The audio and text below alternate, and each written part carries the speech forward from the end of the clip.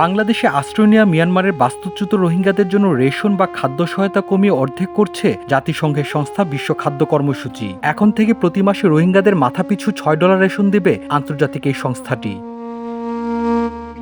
বর্তমানে রোহিঙ্গারা মাথাপিছু $12.50 খাদ্য সহায়তা পান। তবে তহবিল সংকটের কারণে নতুন সিদ্ধান্ত অনুযায়ী আগামী মাস থেকে তা $6 নেমে আসবে। এই সিদ্ধান্তের ফলে রোহিঙ্গা ক্যাম্পগুলির খাদ্য সংকট ও অপুষ্টি বাড়বে বলে আশঙ্কা করছেন ত্রাণ কর্মকর্তারা। শরণার্থী ত্রাণ ও প্রত্যাবাসন কমিশনার মোহাম্মদ মিজানুর রহমান বলেন, মঙ্গলবার মৌখিকভাবে $6.5 সহায়তা কমিয়ে আনার তথ্য জানানো হয়। আজ এ সংক্রান্ত চিঠি পেয়েছি। 1 এপ্রিল থেকে কার্যকর হবে সিদ্ধান্ত।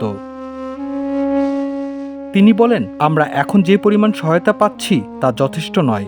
নতুন কাটছাঁটের পরিণতি কি হবে তা কল্পনা করাই কঠিন।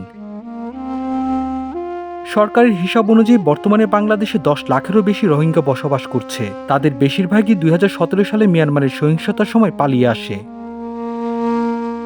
Multimedia desk.